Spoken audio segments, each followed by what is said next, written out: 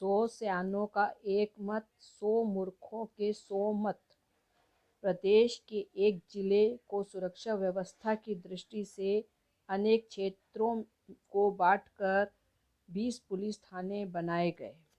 उनमें से एक थाने की सुरक्षा व्यवस्था बहुत कमज़ोर थी, इसलिए उस थाने का थानेदार बहुत चिंतित रहता था। उसके दूसरे क्षेत्रों के थानेदार उसे तंग किया करते। इस स्थिति से निपटने के लिए उसने अपने कर्मचारियों के साथ बैठक की। उस बैठक में पुलिस और सुरक्षा को विचार विमर्श लंबे समय तक चलता रहा। अंत में सभी कर्मचारी इस बात पर सहमत हुए कि उस थाने में स्टाफ बढ़ाया जाए एवं अच्छे समझदार बहादुर युवक को शामिल किया जाए। युवकों की भर्ती के लिए विज्ञापन निकाला गया। भर्ती के लिए युवकों की संख्या पहले से तय कर ली गई। विज्ञापन की निश्चित तारीख पर हजारों की संख्या में नवयुवक आ गए। नवयुवक के ठहरने के लिए उचित प्रबंध किया गया।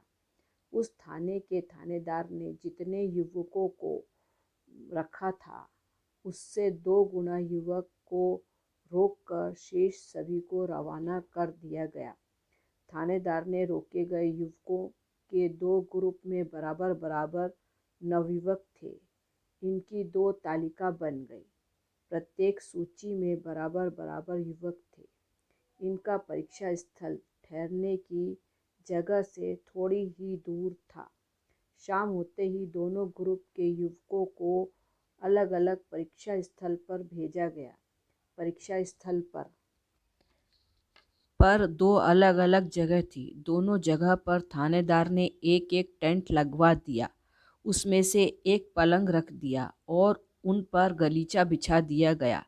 रात होते ही थानेदार साहब ने युवकों से कहा, देखिए, आप लोग यहाँ विश्राम करेंगे। आप सब में से जो सबसे बड़ा और समझदार है वह इस पलंग में सोएगा। इसका चुनाव आप सब मिलकर करेंगे। इसी प्रकार दूसरे टेंट में भी ठहरे युवकों से यही बात थानेदार साहब ने कही और इस प्रकार दोनों टेंट में सोए युवकों में रात को अधिकतर युवकों को नींद आने लगी। कुछ चालाक और समझदार युवकों ने इस बात की चर्चा होने लगी कि पलंग पर कौन सोएगा। इसका हल निकालने के लिए उन्होंने टेंट में सोए साथियों को 10 समूह में बांट दिया और कहा कि आप लोग एक एक व्यक्ति को चुन लीजिए। फिर 10 चुने हुए 10 लोग आपस में बात करके एक एक व्यक्ति को चुनेंगे।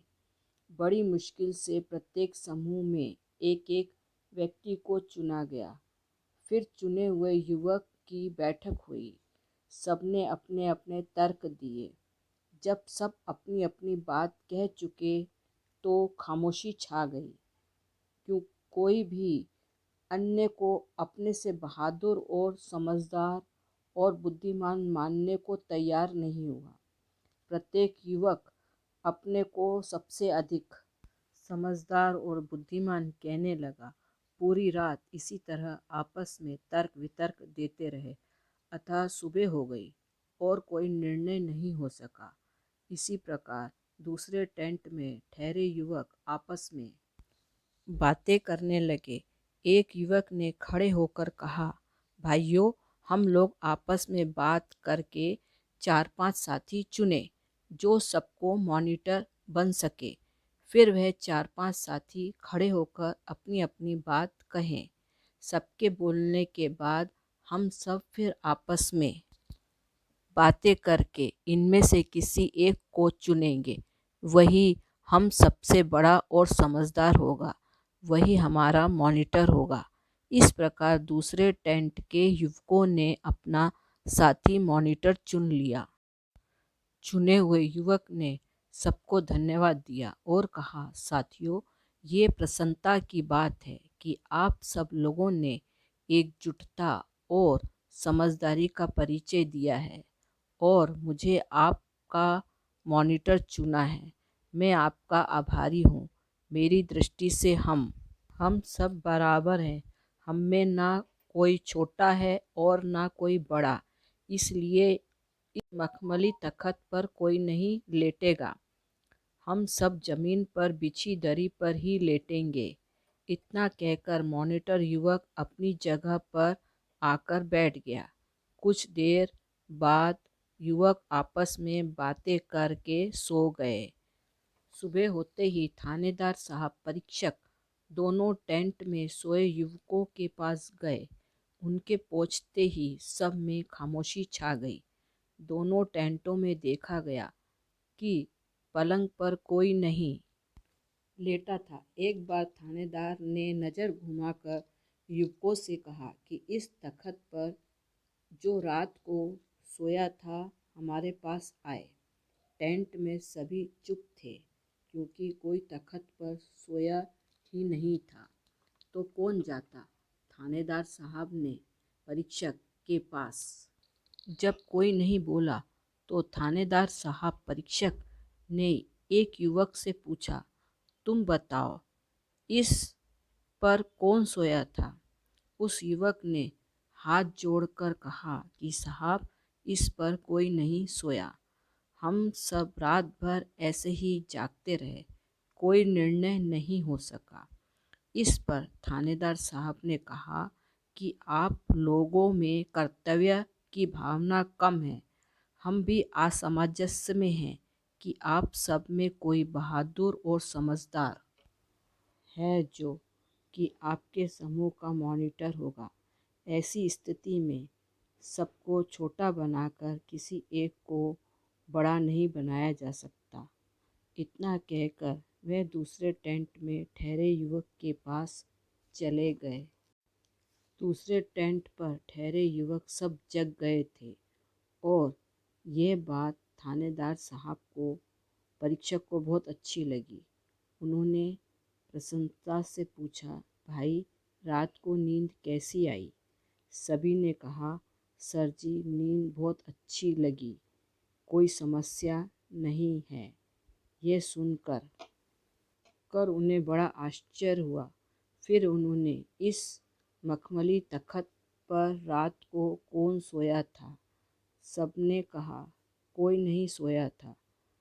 फिर थानेदार साहब ने परीक्षक ने कहा कि इस बात का निर्णय कैसे होगा कि आपका मॉनिटर कौन है।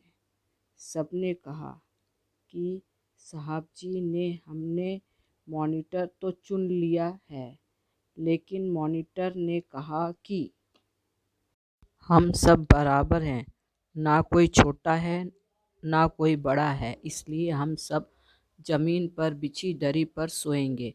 ये सुनकर परीक्षक थानेदार साहब बहुत खुश हो गए। उन्होंने इस टेंट में सोए सभी युवकों को धन्यवाद दिया और कहा कि हमें ऐसे ही स्टाफ युवकों की आवश्यकता है जो परिस्थिति के अनुसार निर्णय ले सके। अतः आप सभी इस नौकरी के पात्र हो और सभी का चुनाव किया जाता है। आप सभी समझदार और होनहार हैं। इसीलिए कहा जाता है कि 100 सयानों का एक मत, 100 मूर्खों के 100 मत। किसी विषय पर एक राय रखने वाले समान विचार वाले व्यक्ति, अर्थात कहने का तात्पर्य यह है कि आप और हम अपना अधिकांश समय बिताते हैं, वह समझदार एवं सयाने लोगों का होना चाहिए ताकि हमारे को अपने दैनिक कार्यकलापों एवं हमारी रोज़मर्रा की जीवन शैली में कोई समस्या ना आए। आप और हम सफलतापूर्वक अपनी ज़िंदगी का आनंद लेते रहें। धन्यवाद दोस्तों। मेरी ये कहानी अच्छी लगे तो प्लीज़ शेयर सब्सक्राइब कीजिए। धन्यवाद।